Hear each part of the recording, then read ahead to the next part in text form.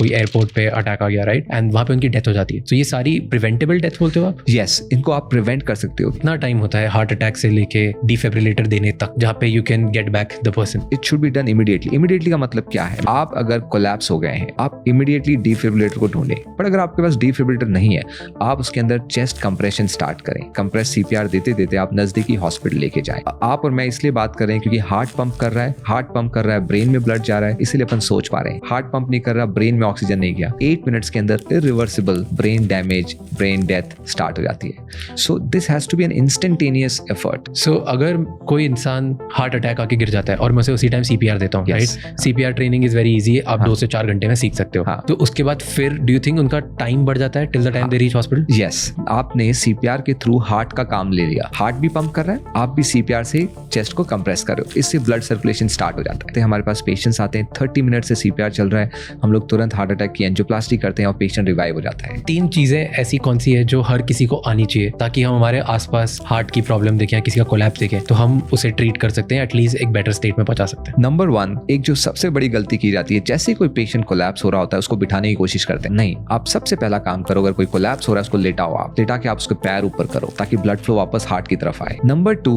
आप पेशेंट का pulse check करना सबको आना चाहिए। बहुत ही सिंपल है, अपने फिंगर्स लें, यहाँ पर जो रिस्ट की बोन है इस तरफ आउटर साइड में, हल्का हाथ प्रेशर लगाएं और आपको पल्स फील होगी। कई बार आप सिर्फ अपनी नेक पल्स फील कर सकते हैं। 3rd, immediately chest compression. ये सिर्फ 3 चीजें, आप लेटाओ, पेशेंट कोई भी कोलैप्स हो रहा है, पैर ऊपर करो, पल्स चेक करो, चेस्ट कंप्रेशन। चेस्ट कंप्रेशन कितनी देर तक देना चाहिए? बहुत ज्यादा फास्ट भी नहीं देना है, अपने को याद रखना है किसी चीज को आप दबाते हो वापस से उसको थोड़ा सा रिकॉइल होने दो ताकि उसको ब्लड रिसीव करे, फिर आप पंप कर रहे हो। 60 to 80 beats per minute for a common man.